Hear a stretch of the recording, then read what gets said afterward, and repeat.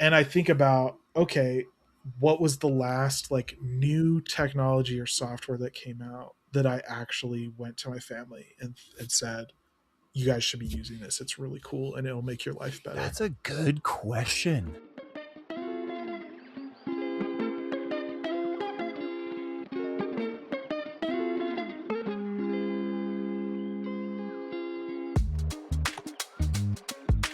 I've been thinking about all the time. I'm like, I wish there was more content creators that were making content for like just parents, especially review content. Because I watch a lot of tech reviews and they're like talking about features and things. And I'm just like, none of this is like applicable. They're like, oh, this is kind of a neat feature. And I'm like, my kids would break that in 2 seconds. Like, you have no idea. Right. And I'm always like, I wish there was somebody like more like me, reviewing technology. And then I remember, well, the reason there's not is because I'm so busy with everything else. Right. Like, I can't. I literally just don't have time. Yeah. Well, on that note, welcome back to the Grumpy Dad Podcast. Michael, thanks for joining me again. Glad to be here. This is the Grumpy Dad Podcast, where we talk about parenting, fatherhood, and ways to be less grumpy. Michael, how are you doing? Oh, we're in the thick of it right now, man. Like I said, end of the year. It's just every day is like field trip, assembly, concert, track meet, soccer meet. It's nuts. And so At the end of the year, everything lands at the same time. My gosh. And then once we hit summer, our summer just kicks immediately off into travel. And so this basically won't stop until we have a couple weeks in July spread throughout that we'll be able to relax a little bit. And then I think a week in August. And then school will start up again. So that's what we're really looking forward to, almost starting the next school year. But no, it's good. Everyone's healthy. Food's on the table, roof over our head. We're doing all right. Good to hear. Why were you grumpy and why was it worth it since we last talked? Oh, man. Boys have been having a hard time lately. I don't know if it's something developmentally or what, or just the schedule's hitting them too. But Beck and I have been like, what is happening? Like, we'll ask them to do something. And I mean, they're little boys. It doesn't always happen. That's fine. Right. But it's like 10 times, 20 times. And we're like, guys, what do we, like, we don't know what to do. Should I just get some symbols and clash them around to get your attention? And so we're in the middle of figuring that out. We don't have any answers yet, but we're optimistic that they will still, develop into functioning adults one day, because we're in that moment where right now we're having a hard time seeing that future. So, but they're still great kids. It's just a lot right now. I saw kind of a cool thing specifically to help kids that have trouble staying on task. And we've done it a couple of times and I found that it kind of helps. It's a little hit or miss, but it was, the tip was have your kids repeat the task they're supposed to be doing and they're not allowed to stop saying it until the time. Oh, okay. And so my middle son, he's not as like, crazy out there running around ADHD monster like my second oldest is. But he is very, very forgetful. And one of the things he's really struggled with is just getting his pajamas on takes like 10 full minutes. I'm like, dude, it does not take to just, like you're not even wearing buttons, man. Like everything on you is like sweatpants and a t-shirt. You can take them off and put on pajamas. So I had to start telling him like, okay, just say the word pajama over and over again until you have them on. And that actually, it has helped. Like when he gets really bad, it's like really, really distracted. That's something like I said, it's kind of hit or miss occasionally. But that's a great idea, and that's worth trying. I've done the thing where it's like, repeat back to me what I said so I know you heard it, which I actually got from Secret Life of Walter Mitty, of all things, where he's like, tell me what I said to you just so I know that you understood me. And so I use that with my kids all the time with, varying degrees of success. But that's a good one, and don't stop saying it until the task is done. And not only that, I think there are tasks during the day that I can use that. The number of times I've walked into the basement and completely forgot what I was doing from the time I was upstairs to the basement. It happens so much. And that's because, I have all the printers. So I go into this autopilot of coming down here and, oh, I'm going to swap out a print or whatever the case is. And that will take hold so fast that if whatever I'm thinking about, even if it's actively on my mind, that will just scooch it out of my brain. And so I might use that for Oh yeah. myself. Oh yeah. I'm going to get paper plates. I'm going to get paper plates. I'm going to get paper plates. And you just and you have to say it out loud, right? It's not a Yeah, mental. right. So In your ears my can hear brain, it. the problem is, right? If I Yeah, just it's keep like it a there, positive feedback loop in your own brain. yo, That's great. Yeah, I'm um, totally gonna try that with the boys right away because we had every morning. Niles takes so long to put on his shoes or his socks or whatever it is, and so I think that's a great idea. The boys are currently they are not allowed to do a single thing until the room is cleaned up, and they are learning that we are not going to budge on that. So we're hoping today will be the day that they just get the room done without all the hemming and hawing. So we'll see what happens. yeah, Yeah, we got soccer wrapping up. My daughter just wrapped up her track, which did great. Carmen took second in discus at her conference, her varsity conference. So she did, even though she's seventh grade, she was winning up to the very end. And then this girl showed up late because she had a track. She had an event on the track, so she came to discus late, and she just crushed one. And we're like, well, that was fun while it lasted. But yeah, she still got second as a seventh grader, which was nice. awesome. She threw great, set a PR, and Niles has soccer final game. So we're excited to kind of be done with that section of things for a while because those are like the daily disruptors. Oh, we're gonna get home and we're gonna have dinner. Oh wait, we can't do dinner because this person has this practice over here and this person has this practice over here. And by the time everyone gets home, it's already like 6:20 or whatever. And so I think I'm excited to at least get to the point where the chaos can be more put inside of a structure a little bit better, not quite as scattered. Yeah, So that'll be something to look forward to. But we're good. We're good. yeah. We're What in about the you? yeah, we're in the thick of it too. We got soccer, but we got soccer, tumbling, jujitsu, and then my daughter had an art show, and then she had the battle of the books. I think I talked to you a little bit about. It's just been a little bit of chaos, but I finished my part time seasonal work, so it's been nice to kind of get that time back. And I think my wife's been like, "Oh, why has the kitchen been clean like every day this week?" I'm like, it turns out, even though like I work from home, that doesn't mean I'm doing dishes during my shift, right? Right. So it's been good to kind of get back, like you said, to kind of a schedule, get things a little bit more on track, even with all of the additional activities and end of the year stuff as things kind of ramp up in preparation of ramping down right into the summer. Mm-hmm. I think that'd be a good thing. We should talk about sometime our ways to keep track of that sort of chaos because I know there's a lot of different opinions, and maybe that'd be good to bring someone else on as well to see what they do Sure. because we have developed many systems to try to be on the same page, and some things have worked, some things haven't. So that might be good because I know we're not the only ones. I know everyone's scrambling, right? Definitely have thoughts. Nothing distilled yet into like an actual Right. It's not like a program or right. I have thoughts about what could work, right? totally. Um, so yeah, so that's been pretty good. It's crazy to me how much less stress is in my life. We were babysitting my mother-in-law's dog, and he went home, and that has been like a major, like you're in it and you're just like, oh, it's just this dog, and he runs around the house. We take him on walks. It's kind of whatever, and then he leaves, and you're like, wow, I was allocating a significant portion of my mental bandwidth to managing that creature. And so that's been nice to kind of step back from that and then get this time back. I feel like I've got much more of a handle, which is translated to really good things. Like I've been on my morning walks way more consistently, Nice. been able to do like my food and diet stuff way more consistently. So all of that has been super beneficial.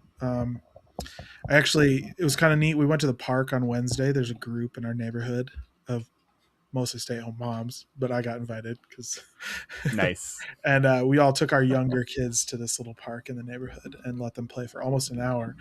And then I came home and they like crashed out. They just like were tired. They were all exercised. They just kind of watched a little TV and then played with Legos the rest of the afternoon. And I was like, oh yeah, you just need those kind of like remember that your kids need to be walked, kind of like a dog. Like, you need to get them out and like they'll go jump on the tramp and they ride their bikes around, but the like, well, I guess we'll talk about this later, but the mental energy that you exert interacting with other people is so healthy and so good, and also is a completely different level of energy that you use other than just physical. And that I think that that was a big piece of them interacting with those other kids, and kind of that Yeah, social engagement to flex their brains as well as their bodies. But for sure. so a good reminder. And I was like, oh, it was such a chill, easy afternoon. The kids didn't need anything from me at all. So I got, and I just kept thinking, yeah, I should probably be doing this 2 or 3 times a week. Just really get them out and run around. So Well, you have summer coming up, so you have lots of opportunities, hopefully, to do that.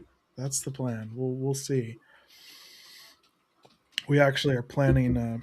I've been trying to do, not in the extra kind of way, but just I need some structure to the summer kind of way to help Mm-hmm. frame and get the kids excited, and give them some a framework to operate in during those summer months. Last year, I think I might have told you about it. We did uh, 90s summer, Oh yeah, yeah. and so that was kind of our framework for the summer. It was very very fun. I limited them to 90s movies, TV shows, and video games, and just that process let them have more. We let them have more freedom, encourage them to go outside. Like it was a very good, it was a very fun experience. So this year I've been kind of thinking, and I decided the theme this year is going to be our Stardew summer. So we're going Okay, to mimic the farming game Stardew Valley. okay. That's our I've summer. never played it. I It's know about it. Yes, it's very good.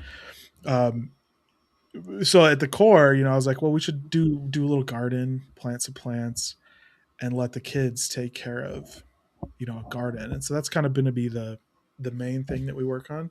But there's all of these ancillary extra things that you can do in the game. They're kind of important, or fun little quests or side things you can do. And one of them is, the background is you're like a corporate stooge that inherits a farm from your uncle, and you move out to this little town and start managing this farm. And that's the basis of the game. And so as part of that, you actually go around the little town, and you can develop relationships by giving people gifts. And so I told the kids, I was like, we got to find some gifts, and we're going to take them around our neighborhood. We're going to get to know our neighbors. And that's going to be part of our Stardew summer. Right. And so Oh, there's all that's these kind of cool. little things and because they've all played the game, it's a super fun game for kids. And it has some depth. They have a context. It gives them a context for like, oh yeah, I remember, like, if you give a flower to this lady, then it increases her little hearts, and then you can buy cheaper things from her, or you can buy the super fertilizer is only unlocked when she likes you at 4 hearts versus 3 hearts, right? So they have this kind of mental framework to operate in, and I was like, we could kind of replicate that and use it as an Yeah. opportunity to get to know our neighbors a little better, and be involved in our community. So it's kind of I've got another month, 3 weeks before summer really starts kicking off, so I've got some time to kind of synthesize and distill that. But I'm excited. I think it's going to be a fun kind of summer thing to do. Cool. Yeah, you'll have to give us updates on how that goes. I've never modeled a summer after a video game, so that is your ambitions are up here compared to fingers, what we have going on. fingers crossed. uh That like I is said, cool. it is more for me just to have some structure, because otherwise my kids will just run wild and watch TV for 6 hours a day. So Right. And if everyone's like, "Hey, what have you guys done today?" Okay, let's go work in the garden. You haven't done right. that today, Did you so do your Stardew chores? Did you do, and that's the thing, is that's what's fun about the game. Maybe not fun, but that's an aspect of the game, is it's got a day night cycle. You wake up in the morning and you have to go water all of your plants by hand. So we went and got hand watering cans for all of our kids. Um, and then you unlock sprinklers later on, right? Through your, nice. and you also start really looking forward to when it rains in the game, because then you don't have a massive garden to water because it's just taken care of. And the other aspect I'm really looking forward to is you actually have to weed and like clear out an area for your garden, because your uncle's farm has been overrun, right? Oh my gosh, we're You're doing that right now. right, like We so get you're like crazy weeding, weeds. you're taking rocks out and all this stuff. So I've got like a patch out there that like needs some work, and I'm like, that's what we're gonna do, just like in the game. You got to go, and it was really fun. We actually started on last Saturday, went out and started clearing a spot, and the kids all said, "Oh, this is so boring. I'm so tired." And I was like, "Oh, is your energy bar running out?" And they were like, "Oh yeah." You can't clear the whole farm in one day because you have limited energy actions that you can take, and then you run out. I was like, okay. So when your energy bar's out, then we go inside, and that's what happens, right? You go Yeah. do something else, and when your energy is back up tomorrow, we come back and we'll work on it some more. So it's Oh, that's cool. been a fun little structure to kind of start getting them to think about chores and gardening, and they're pretty excited about it, That's especially with cool. the plant. We're planting the plants hopefully this weekend, but Also, for weeding, Blowtorch. Okay, hear me out. I got one. I You have did one. you I get have one? a blowtorch. Okay, cool. Oh, It's I great. love using the blowtorch. Although, so a couple weeks ago, I was torching along the back fence, and it was pretty dry. And we back up to a big dry field, and that blowtorch made it through the fence, and I saw smoke coming up from the other side. I was like, "Uh oh, hey Carmen, go get the hose. Yeah, We're you, about to you set the gotta neighborhood you on gotta torch fire." it, and right. And so we put it out. It was okay, but if we hadn't, that would have been bad. So have water ready just in case. So when we were out there weeding, we found a little wasp's nest. Oh yeah, we get a My bunch of wife those was under our like, "Oh, porch. what are we gonna do about it? Do we go get some spray? Do we go get like there's some wasp there?" I was like, "I got this," and I went and got my torch. It just, and it just burned it all up with all the wasps inside, and How big was the nest? it was like this big. It Oh, was one of the yeah. little tiny. Still Yeah, melt them. I hate wasps. I hate Give me them. honeybees any day. Anytime Mhm. we see honeybees, we have a big it's either choke cherry or crabapple tree in our front yard. It makes just these little things that we can't do Oh anything with. yeah, a little But bitty. this spring, during the blossom, our front yard was humming because we had so many honeybees in that tree. If you were within 15 feet of the tree, it was just ooh, and it was so cool to watch. So honeybees good, hornets and wasps. Yeah, not so Mm-mm. much. Not Yeah. so Oh, we much. get them all the time, nonstop. We're looking for them. Our kids have been stung. They got stung in a Power Wheels one time because I had made a little nest on the plastics underneath the dash. Gosh, I hate it, I but hate it. That's what it is. You get a torch, and then you this yeah, time I'm taking there care you of it. go.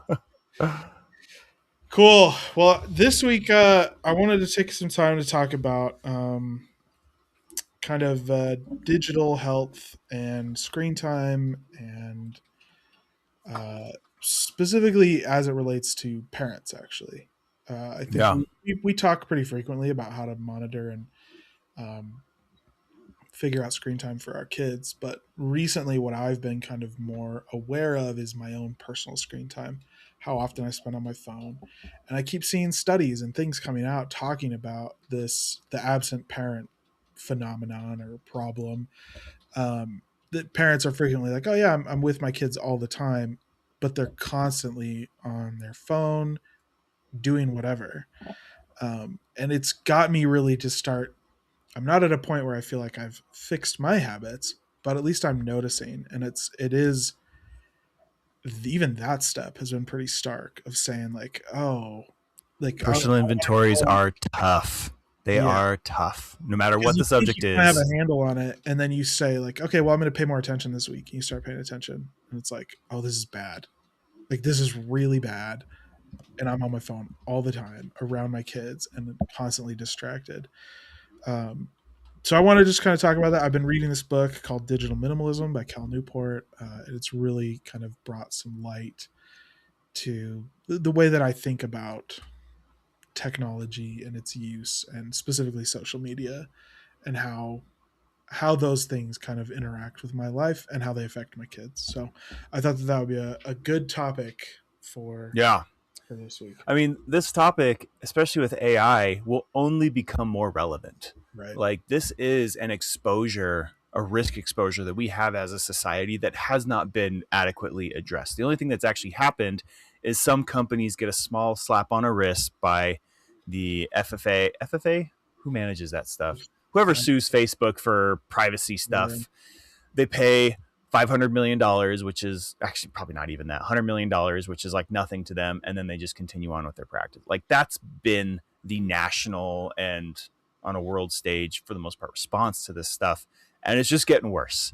And so at the end of the day, it is ultimately us that determine the future of this technology because mhm, all of them are dependent. In fact, I totally forgot. I have a story about this that I'll share a little bit later. I got sent a product, that AI thing, out of the blue, and I think it fits very well into this. Um, and everything is gearing us towards this. So unless we, the individuals, can actually put our foot down and set good standards, good guidelines, and determine the direction we want this to go, we're just going to continue to get exploited, which I think is what a lot of this conversation is about. And it's very easy to point to our kids and say, hey, this isn't good for your health, you can't be doing this. But the reason we know that is because we've seen the world before and lived in that world, and we are now a part of the problem, and we've seen that transition. We don't want yeah, that for our kids. And so, but part of that, like you're saying, is taking that self inventory and be okay, where am I actually at with this? Like I intellectually, I know what's good and what's bad, at least I think, to some degree. yeah. Now, where do I actually honestly fall on that line? And regardless where it is, we can always be better. And one of the things in taking that kind of that personal inventory or just reflecting a little bit was I started thinking, like I said, I like to watch tech reviews. I love technology. I've always been kind of a geeky guy growing up, loved the new everything. But Same. at some point, that shifted. And I don't know if it was because I had kids or because I got married or Same. because Oh my but when gosh. was the last time you heard somebody out in public or yourself say, I love my phone? Right? That was a thing that we used to say, right? You'd introduce yourself, Oh, you'd be in a college setting or at a bar or like whatever, and this you'd is a say, Droid DNA. And I right, posted about it because it was the first phone with a 1080p screen. And I took an up close picture of it and showed the detail between my HTC Incredible 2 and showed the pixel density. And I've got my collection of old phones. And I absolutely was a fanboy of technology for crap like this. and we used to say that. You'd be like, yeah, this is my new phone. I just got it. I love it. It's so cool. I love everything that it can do and everything it provides and does for my life, right? That was the sentiment. And at some point, at least for me, and I feel like for a majority of people, that shifted. Everybody I know looks at their phone now as and they're in kind of a contentious relationship with it because Oh, it's yeah. constantly vying for their attention and they don't really want to give it to it, right? Like you kind of feel combative with your technology now in feeling like it's not supporting the outcomes that you want anymore, right? When we were in college and growing up, these phones, these technologies, you remember I was a super early adopter of Gmail, right? Like I got a beta invite for Gmail.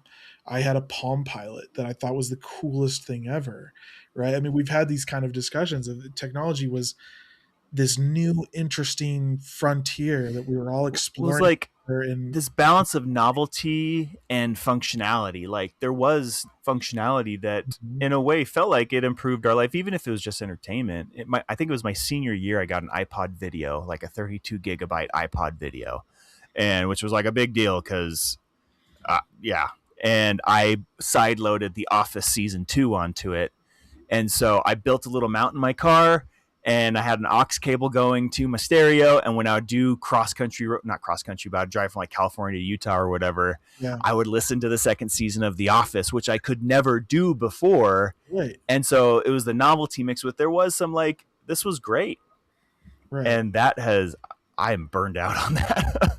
Yeah, it's a very real thing that I just don't. There's very few pieces of technology now that I still evangelize, right? If you go look at you know, I don't know what it's called, but it's this graph and it basically shows like the early adopters and the, before a technology goes mainstream and then kind of peters out. Yeah. It's a normal bell curve graph. Right. It spikes and then it dips and then it levels Right, back like out. as I can't as remember the name of that people graph. adopt it, right? And then what are the early adopters? What do they look like? What do they do? And one of the things that technology frequently um, shows in that sense is these early adopters, they're evangelizing products and technology for their use, for the people in their social circles, right?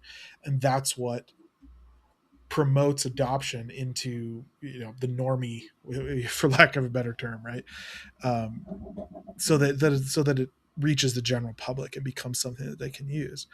And we're just at a point now where that used to be me, right? Like my parents, my family, my sister, my brothers, they would come talk to me about, hey, I heard about this new technology. And inevitably, I was always like, oh, yeah, I'm in the beta, right? Like, or, oh, yeah, I've been using it for the last month. It's pretty cool. Or, yeah, I tried it. It was garbage. It was trash, right? Like, I was the filter for the rest of my family for Same. these new technologies. And I think about, okay, what was the last like new technology or software that came out that I actually went to my family and said, you guys should be using this. It's really cool and it'll make your life better. That's a good question. Because I And was the same way to the point where I started working at Best Buy because I loved it so much. And after Best Buy, I went into the technology space and was a sysadmin and worked in IT thinking is because I just love technology so much. And I burned out hard. And now I'm like, it's just got to do what I need it to do. I don't care what label or name is on it anymore. I don't keep up to date. That's a good question. when was the last time you downloaded an app because you thought this could be neat and interesting, and not because you needed it to fulfill, some weird, like, oh, well, I need my bank app. Like, Right. was that the last app you downloaded? Was because you needed to check the balance of your bank account? Or I'm going to look at my apps right now, actually. Can I sort by frequent? date downloaded? Um, Oh, on my phone, it doesn't have a way to sort. It just is alphabetical. well, and even then, right? And is that app something that was released in the last couple of years, or is it something that's been available for a Right. long time that you just like reinstalled or installed recently?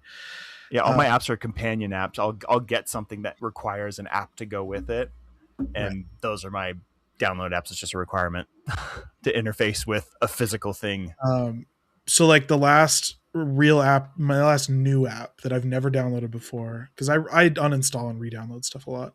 The last new app that was new to me that I downloaded was it's called UDisc, and it's just like it's a disc golf app that shows disc golf maps and lets you track Oh, your swing cool. through 'em.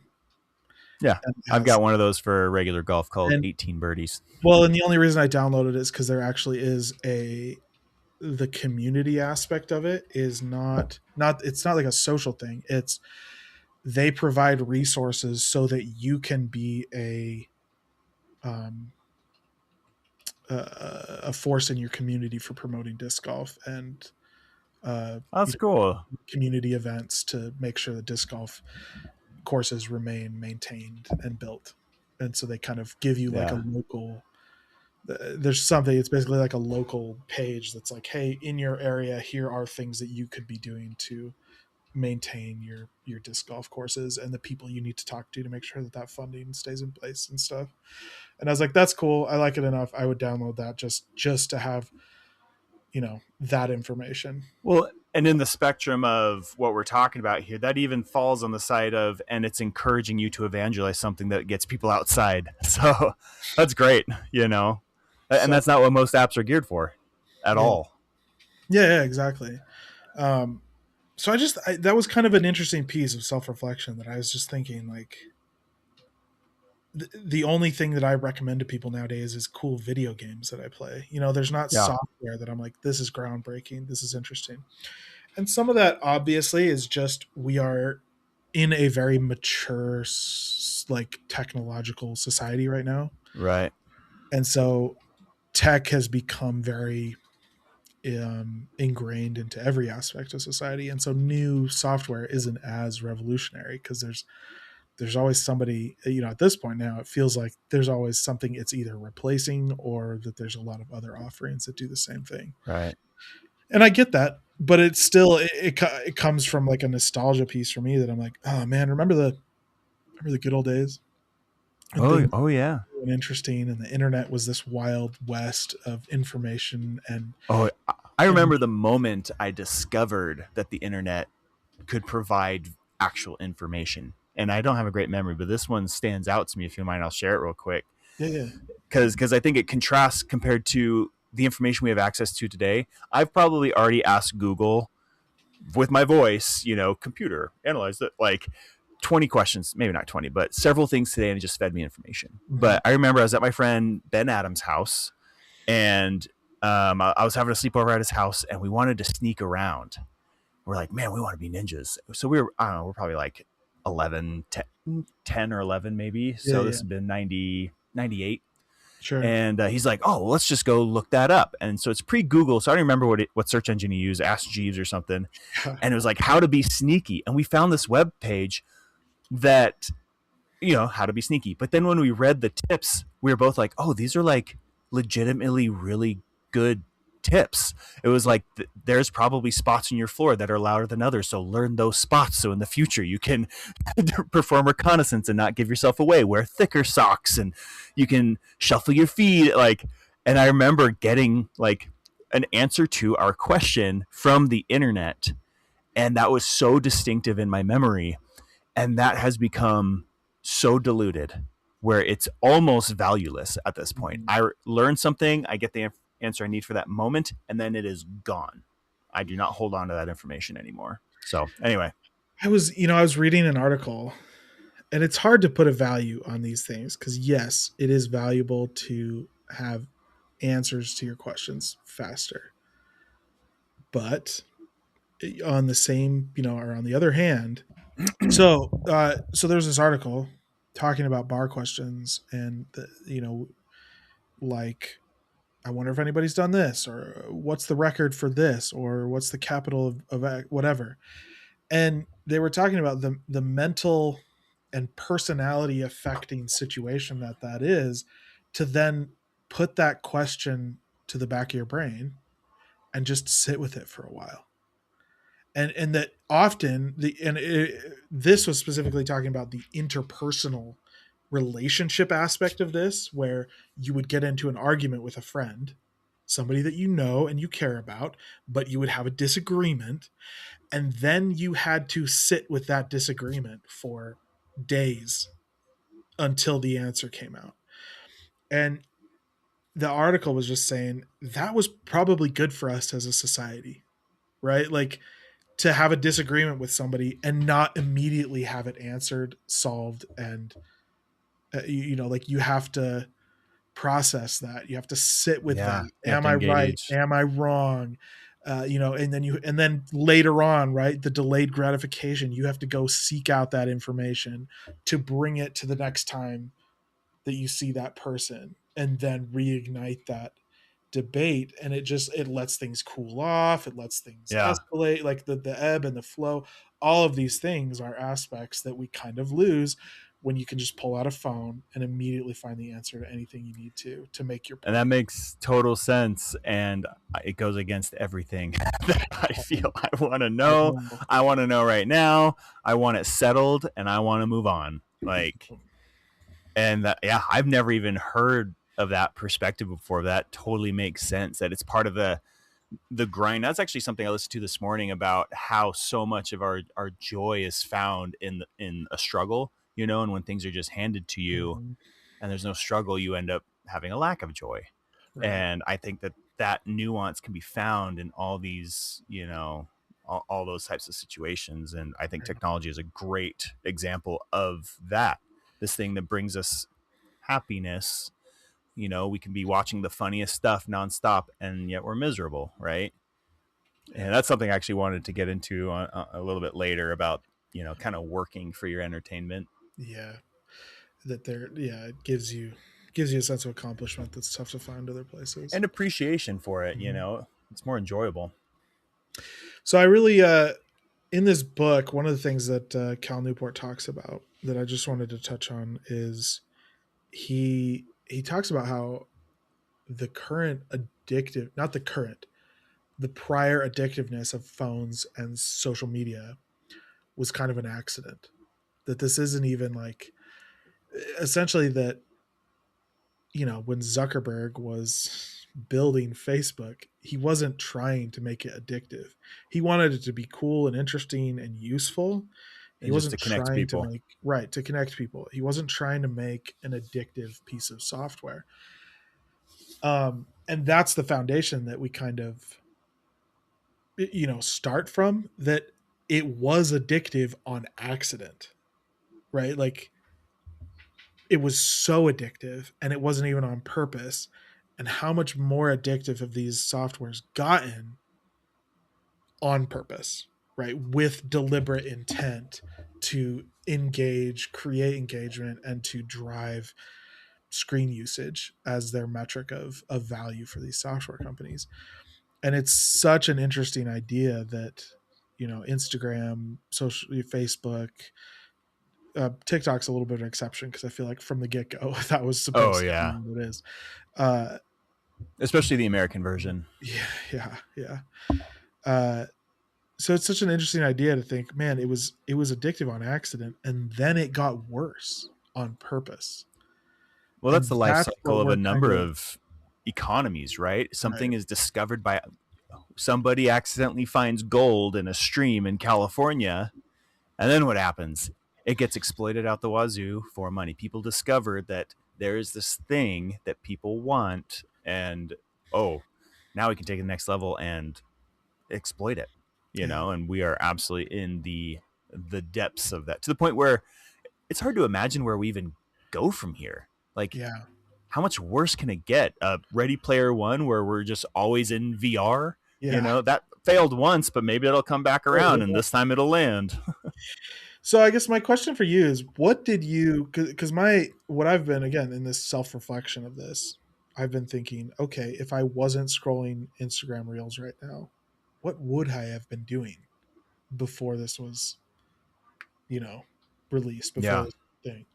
So I don't know. Do you have any thoughts? Like, what did you do before Oh, I mindlessly? have a lot of thoughts, and they all make me Okay, sad, which cool, is why I cool. don't think about them. So, so I am a hobby person. Like, I have so many hobbies, things that I will dive into, I will get quite proficient at pretty quick, and then I'll set it aside. But I can usually go back to it. For a long time, it was guitar. Like, I was telling my daughters, who they have an interest and they pick it up and they strum it, and they've learned some stuff. How from seventh grade, well, first, before that was even skateboarding, I was from fifth grade to eighth grade. I was on a skateboard as much as I possibly could. It was my life. My grades were horrible. I was outside skateboarding with my friends. And then seventh grade till probably I graduated high school, it was guitar. I would take a guitar to school. I bought this little pocket amp that I would put on my belt. And when I was home, I bought these giant speakers from Goodwill, found an amplifier, a receiver to hook up to them. I would play music and play my guitar at the same time and learn songs. Like, that's where I spent my time instead of doing homework. And these days, I don't as much have stuff like that, to the point where that has been a rubric for where I might be at as far as depression. Um, if I'm not getting joy out of hobbies, then that's probably a good sign that there's something deeper going on. Yeah, And I cycle through that quite a bit. And sure. generally, when I cycle through that, I'm on my phone a lot more. I have a hard time sitting and watching a movie with the family without also playing a game to, like, maximize my dopamine just so I can sit and exist. Right. And that is Yeah. like, it's a problem. Luckily, it's not all the time, but it does happen. And I haven't figured out the answer yet. But yeah, there's so many things I would otherwise be doing if I didn't have this stupid thing. Yeah, and that was kind of, I had very similar kind of ideas on my side as well. The big one that I realized was I used to read all the time. And Really? to be fair, a lot of that has been replaced with audiobooks just because, like, I'm a busy parent. Like, I need to be doing, Right. right? I have to, and I can still listen to my books, and I can do laundry, I can take out the trash, I can clean the house, like all of those things. Right. But then after all the chores are done, I find myself mindlessly scrolling, Instagram. And I've realized I still would be reading. Like, I used to read all the time. and play a lot with Legos. I was thinking like, man, I think I that is a huge time sink just by myself building stuff in Legos. Um, You should get back into and that. I I just got the know, new right? Lego N1, Well, the new 4th of July release, and I'm excited to build them. Granted, mine's for business, yeah, yeah, but it gives me an it's, excuse to be in Legos. it's awesome. I but again, like you said, I think that what I really realized was I needed to come to terms with being able to do things specifically to relax. We talked about this a few weeks ago when we were talking about recovery in sort of a Yeah. sense. Um, it's tough for me to do something just to relax and just to hang out. I always feel like everything I have to do is be productive. And I think that's one of the great lies that's associated with social media and specifically like TikTok and Instagram is this idea of, well, I'm kind of being productive because I'm watching other people be productive or I'm getting ideas that I'm Oh yeah, definitely going to engage with later, right? Like I'm yeah. False definitely sense going of to do this productivity. thing. Yeah. And realizing like I should have spent my time just building a Lego set or just digging through the Lego bin. That was just as productive as me pretending like I'm going to do or take action on anything that I'm seeing scrolling through social media.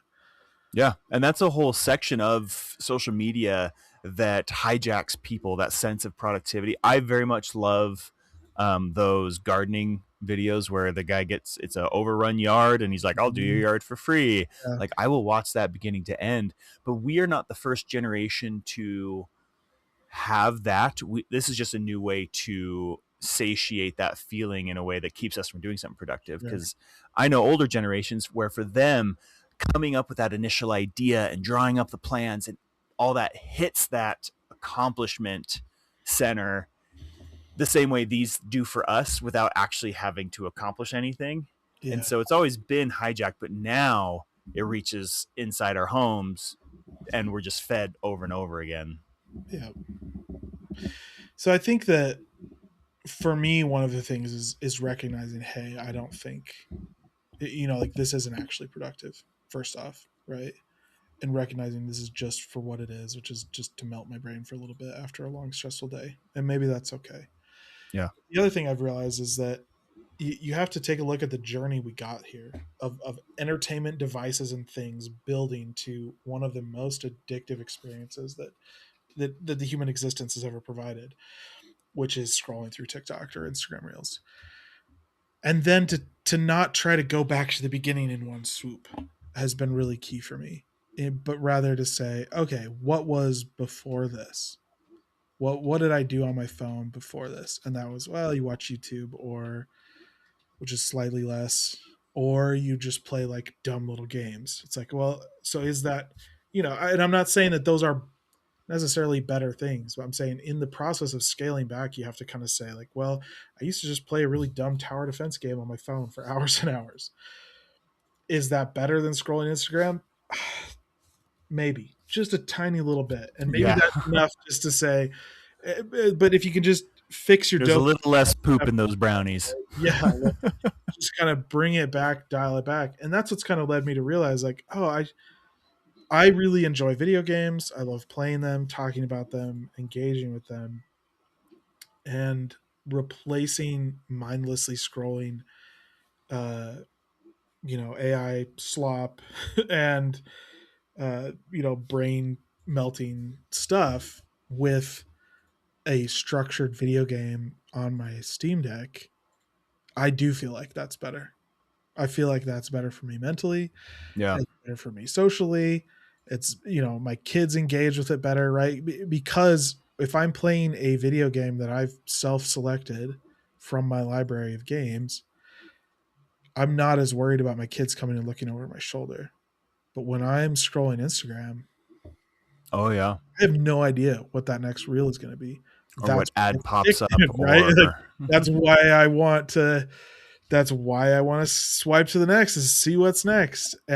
But as soon as my kids look over my shoulder, I think, oh, I should, like, if it's not appropriate for them, maybe it's not appropriate for me, and maybe I yeah. shouldn't be, like flipping through these things just mindlessly. Who knows what's going to come up? Yeah. It's like It rolling the really puts dice. in perspective. Like, would I let my kids do this? It's like, no, I wouldn't. I wouldn't let No. them just unfettered access to whatever Instagram and Meta deem fit for me.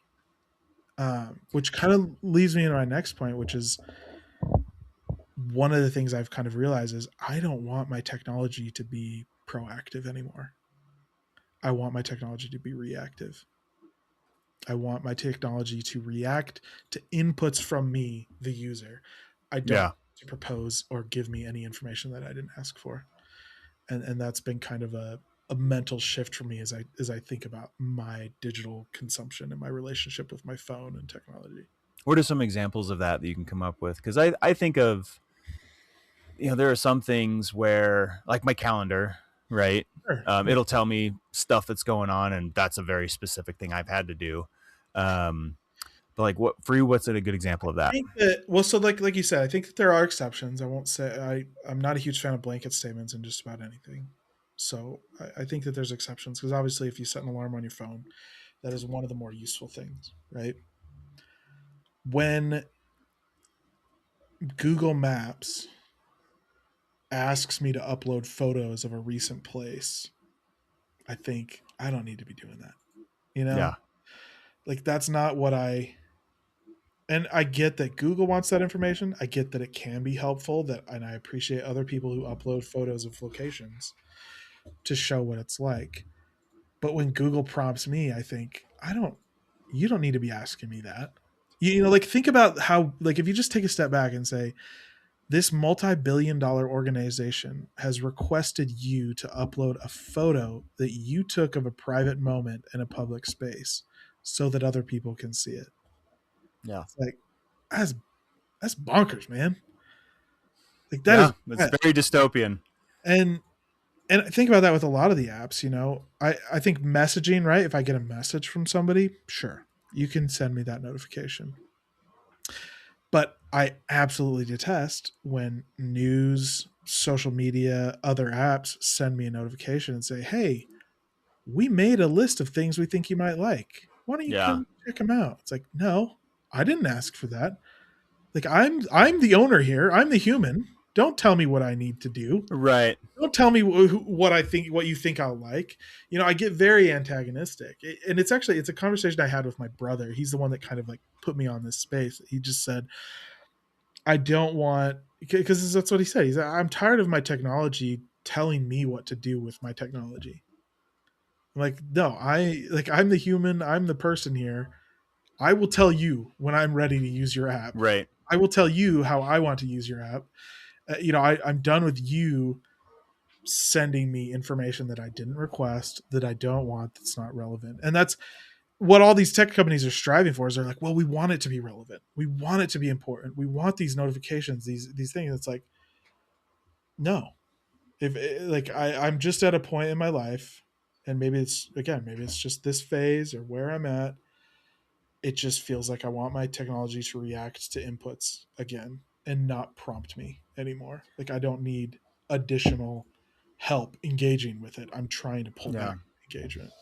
I think you hit the nail on the head. For me, it's notification burnout. Yeah. I get so many notifications. First thing I do when I wake up in the morning is I have to clear all these notifications. And just the other day, I had an experience like over the night, I'll get a bad review or something, or Yep. just some stupid customer thing. And it's the first thing I see when I wake up in the morning because I'll check my notifications to make sure that, like, it also helps me know if I had sales, what my day is going to look like, whatever. But the bad stuff gets in too. And then I have to get up and get dressed. And then I'm thinking about it. I've got to get the kids off to school. I've got to go to the gym, all these things. And to have that sit on my mind sucks because my attitude changes out the gate. And the other day, I had a moment where I was like, I have to let this sit, and I will deal with it when I need to.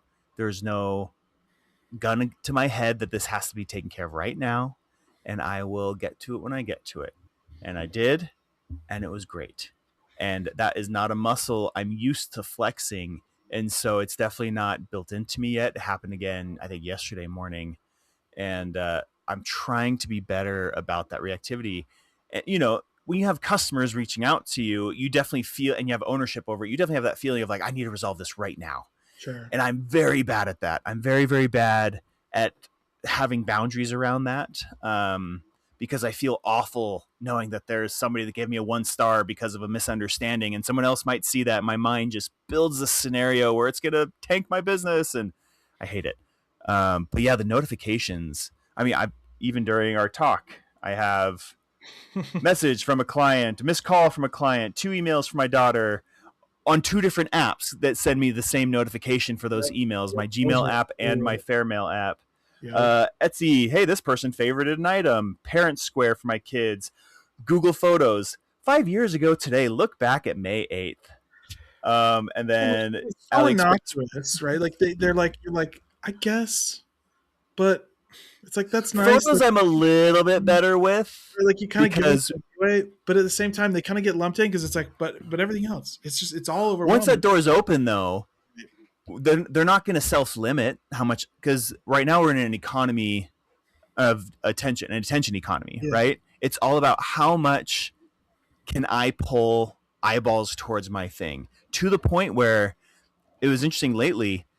If you think of an app that is designed to get you off the app, you would think that that is like a dating app or a marriage app, right? The whole point is that you find someone and you get off this app.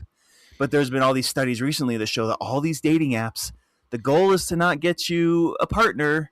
The goal is to keep you on the app for as long as possible so you Right. can be fed ads or come back and pay the subscription or whatever Yep. the case may be. Our Yep. world is broken, everything sucks, and we're in a dystopia. Yeah. Like that's it's like nobody wants to solve problems. Everyone just wants to exploit. And I don't know how we get out of that other than all of us band together and say, no, everyone leave your phones at home and come to the neighborhood barbecue because Right. you should probably talk to your neighbors, which I'm also horrible at. Right. And so I don't know.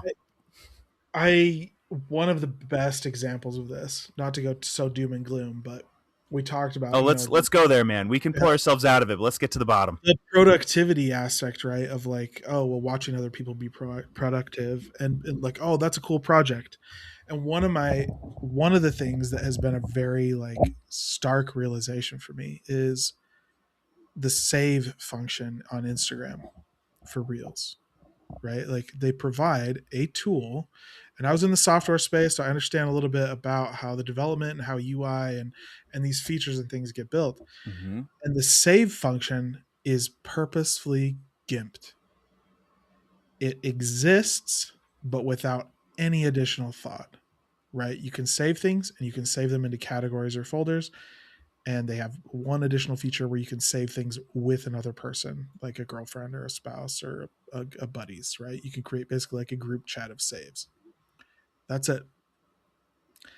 What I want, like if I could design an app or just a feature in Instagram that'll never exist, I want to be able to take those saves. I want to be able to categorize them. I want to see them in a massive Pinterest style board. I want to be able to add my own comments and notes. I want to be able to schedule things, schedule follow ups related to this reel that I saw, right? This is an interesting idea that I would like to implement on April 15th, 2026. Add it to my calendar, put it as a to do item, summarize the information in the reel, and give it to me as a 1 sentence blurb so that I have a task that says, hey, you should go into your garage. You should build this thing to organize this other thing. Yeah. That's what I want. It will never exist because the moment they build that, I'm not on their app. I'm out building something in my garage. Yeah. And that was a huge wake up call to me, that I was like, I was constantly looking for ways to figure out how to create actionable items based on these interesting ideas and concepts that I saw, on parenting. Like, oh, this is such a good idea. I would love to implement this with my kid because they struggle with this thing that I saw and you've provided me a solution. I will save that and then never see it again. Yep. And also notice where all the save buttons are on the screen. On the lower right hand corner, because the majority of people are right handed, and with your thumb, without reaching too far, you can just go boop. Yep, you just save it and then you move on. But to actually go back and review your saved reels, you got to dive into like the profile menu. Like this is not the primary, right? Like, and you can just see this is the way I designed UIs. I know how these things work. That some designer was like, well, I'd really like to build this, and they said, well, that doesn't drive attention. That doesn't keep people in the app. So we're going to move the button over here. We're going to change this menu structure, and this is just how it's going to be. I Yeah. guarantee there is an engineer or a software person at Instagram that is constantly bringing up, hey, we should revitalize the save functions, and they're continually shut down because it provides Yeah. no actual value to the app. And that's fine. It's one of those things. It's like, well, I would love to build that. I'd love to do that. I'd love to figure out, maybe I could vibe code a solution, or I just recognize that, that I need to pull myself out of that trap. That idea Yeah. that I need to find productivity within the app to justify its use, and instead just say, maybe my Maybe I life's don't get my productivity prompts from the app. I get no, them I elsewhere. just, I Well, just need that to brings me actually to a point that I mentioned in our friend chat, and I'm curious your thoughts on it. So it sure. has to do with AI. AI is here. I Yeah. have a lot of issues with how it's implemented, how our entire economy is built on the back of it. But at the core, there are definitely areas where the technology I know I personally would find very, very useful as someone who has a lot of trouble with context switching and organizing thoughts. I have to offload a lot of my brain onto calendars and stuff like that. With that in mind, I got sent out of the blue this device called Pocket AI Thought Companion. I did not order this. It had my name on the box, it had my address. A company decided that they would just send this to me. It's a little thing where you attach it to the back of your phone. It's like a little thicker than a credit card. And what it's supposed to do, my understanding anyway, is you click a button, you take voice memos or you record conversations, and it auto transcribes everything. And it's supposed to integrate with apps so that it can, put things on calendars or organize your notes or whatever that kind of stuff is. There are some ideas of that I think for me, I actually do like because I like doing voice notes. I write notes down a lot, and that's where I keep a lot of my thoughts that I forget. And so I need a place to come back to it so I can have, when it was fresh, I can be reminded of what those thoughts were. But I am not a fan of having an AI follow me everywhere and doing that for me. And I'm definitely not a fan of this company just probably data mining, seeing my demographic and my interests or something, sending this to me and thinking, you know what we could do? We could probably convince him to get a subscription, and this is $130, by the way. This is not cheap. This is $130. They just sent it to me. Probably cost them $10 in parts. Their monthly premium subscription is $10 a month. So if they can hook me, their acquisition cost is this unit and shipping. And so killer guerrilla marketing strategy, Sure. but the point is to ensnare me with this thing so that I pay them money, and give them a reason for existing. And I I don't know where I stand yet, because yes, it would be very nice that in those moments when I have those thoughts like, oh, this is a really good project. I don't have the bandwidth to dive all into it right now, but maybe later tonight I can actually research to see if this is something. I did that recently with water storage. Colorado has strict water storage laws. We're in a drought, and so I'm looking into water storage, and I need a place to organize those thoughts. And so thinking, oh, I have this thing, I can just talk to it. It'll dictate that, put it in a nice little package for me, and I can review that later. There's an appeal to that, not like this, but there is an appeal to that. The company actually, when I called them out, I found a subreddit that I didn't know existed, called them out. They commented like, oh, well, sometimes we get the wrong address on there, so it might have been sent to you by accident. And they deleted that comment. I'm like, nah, so, yeah, not thrilled with all that. But there is a balance where, when calculators came along, it made our lives better because we offloaded the need to do this mental processing. That will continue to happen, and every generation will hate it and think you're going to get stupider because of it. But the fact of the matter is, we can build things because we're building on the back of all these other things that people have built. That can be good. It's not inherently bad, right? But we're in the Wild West right now of how that happens. And the people who are making the decisions are incentivized by one thing and one thing only: to exploit you for as much time, attention, and money as possible. And that makes the core technology very muddied in how useful it can actually be. And so I don't know the answer to that. I'm curious what your thoughts are. Thanks for coming to my TED Talk. I continually, when it comes to AI, one of the things I just keep coming back to is it just it just feels weird. Like, for lack of a better term, doesn't pass the sniff test. Yeah. It's just like it works. I can't disagree that there are things that it does and that it does exceptionally well and that has utility. And it's such a difficult place to be in because I think anybody that criticizes AI feels like a hypocrite because we've all used it and continue to use it on sometimes a daily basis. And But if not directly, something you're using is using AI. like we talked about though, it suffers from the same thing that I feel like most tech these days does. I just don't love it, right? There's not like I went to school for business and marketing. I went to, again, I went back to school for design and software design and management and user experience, all of these things.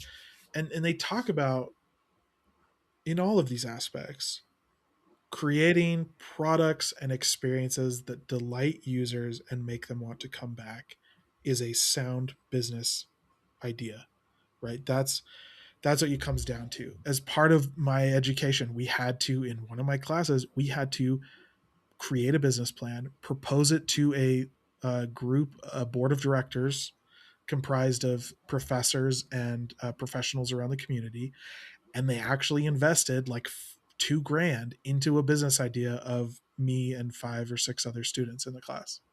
And Wow. then we had to That's so operate cool. the business. I mean, it was a wonderful, incredible experience. One of the things that we repeatedly were told is there's a difference between going to your parents, your friends, your family, and saying, I have a business idea. Do you think it's good? And going to those same people and saying, I have a product. Will you open your wallet and give me money in exchange for this thing that I built? Yeah. Right. And I feel like you have experience with this. I have experience with Yeah. this. I've got a bottle of hot sauce right here that I have to convince people to open their wallet and give me money for. Right. That's what I think about when I talk about AI, when I think about its impact in my life and other things, is every time I run into my limit on the free tier, it asks me for money and I say, no, Yeah. I'm not willing. Like, what an interesting, cool, and unique thing that has some utility in my life. And I am certainly not willing to pay for it. It just doesn't feel good enough for Yeah. me to my hard-earned money into your pocket to solve a problem that ah, I could probably figure out. And, and maybe someday that changes. I don't know. Yeah. But Yeah. The final form is it doesn't feel good. completely up in the air. Right, and at the moment, it just doesn't feel good. It's not, you don't have people out here saying, I love ChatGPT. It is the best thing in my life, and I hope that it never goes away. Everybody I talk to says it's really cool and interesting, and if it died tomorrow, society would probably be better. Like, that is the general consensus in Yeah. my circles is what a cool, interesting project. If it died tomorrow, I would shed no tears. Yeah. And that to me is not the basis of like a sound business, right?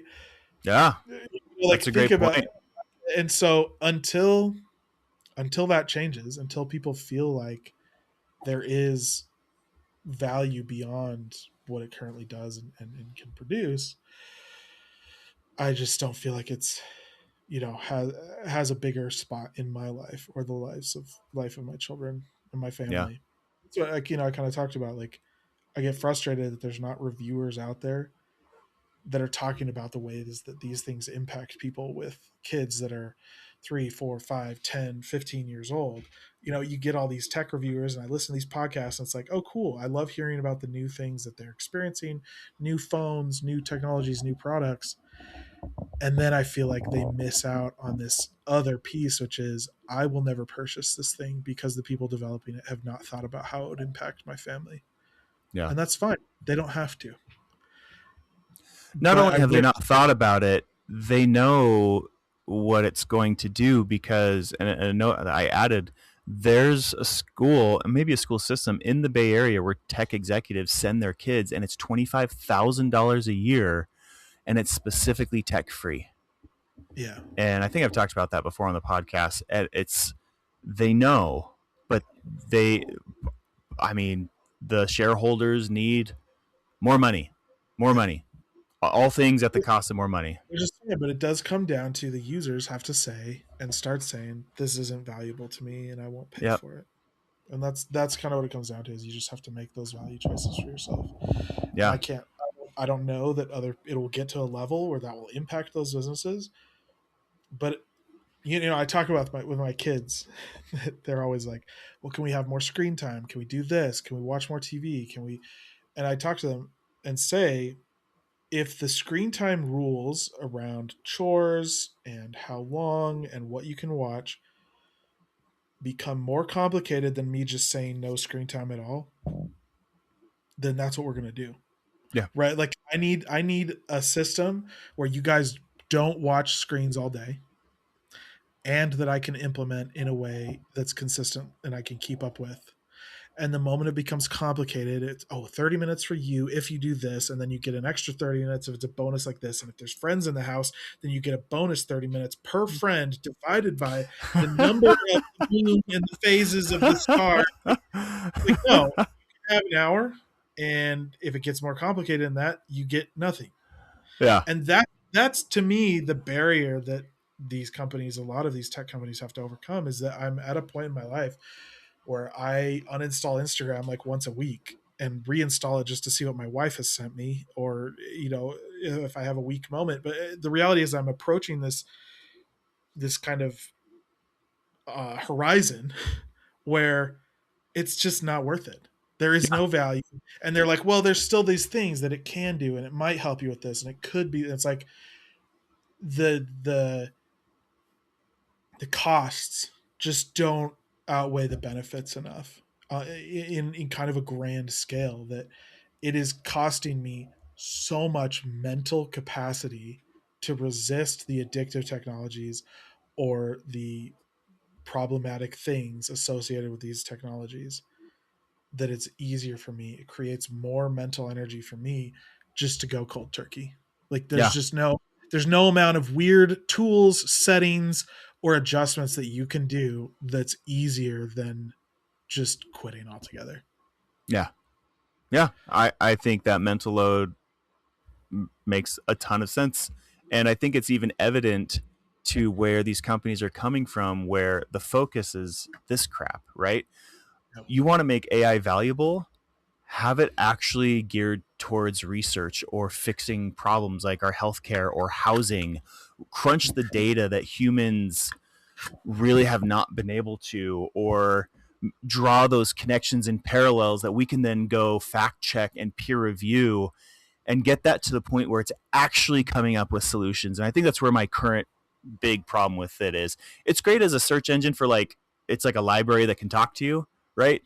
Right. What is this thing? I'm going to ask a question in my weird nuance language with all the weird caveats that won't do a good Google response, but AI can take that, kind of get what I'm getting, and give me an answer that I'm looking for. But fix problems. How about that? All these data centers going up, it's for this crap, so that third-party companies can rent out server space and GPU space for this crap. Fix Yeah. a problem. Start with fixing a problem first, a big societal problem, and then you might get some people be like, "Oh, AI, like AI in Star Trek is Sure. perfect." What is this weird computer? Have you found any correlations between any of these things that we found? Oh yeah, there actually is this one correlation. Oh, that's data that now I as a human can take and do actual work with that data. I You think you know? nailed it. I think that phrase you just said, I want, right, that's what I want out of AI, is I want a library that talks to me, and that's it. Like don't give me anything else unless you're going to solve a real problem. And definitely don't send me a notification when you talk to me. Talk to me when I talk to you first. That's exactly right. Cool. Well, thank you, Mike. I think that's a good place to end it. I look forward to continuing this conversation. I want to continue to talk about, the digital minimalism aspect of this, some tips, tricks, things we can move on and help and what we'll replace with. I'm looking forward to continuing this conversation. I think this has been really good, and I appreciate you talking with me today. Yeah, I think we definitely set the stage for where the conversation is at today. Because we didn't quite get into a ton of solutions, I don't think, but we'll get into that. But I think it is a good idea to walk into this with your eyes wide open. Like you said, do an honest inventory of yourself, honest inventory of what's going on in your house, honest inventory of what's going on a world stage, and hopefully we can make good moves for ourselves and our families, and just try to get better and better. So that's my hope. Well, thanks again. I'm Nate. Thanks for joining us today on the Grumpy Dad podcast. If you'd like to check out some really great hot sauce, if you live in Utah, you can buy my hot sauce online at grumpydadhotsauce.com. And Mike, where are you at? I am at cavemanllc.net if you're into firearm stuff and you live in Utah or other places, as well as on Etsy with Express 3D Customs. Got a lot of cool 3D print stuff, especially Lego stuff like we talked about earlier. So if you like Legos, go check that out. All right. Thanks again for joining me. You bet, man. Talk to you later.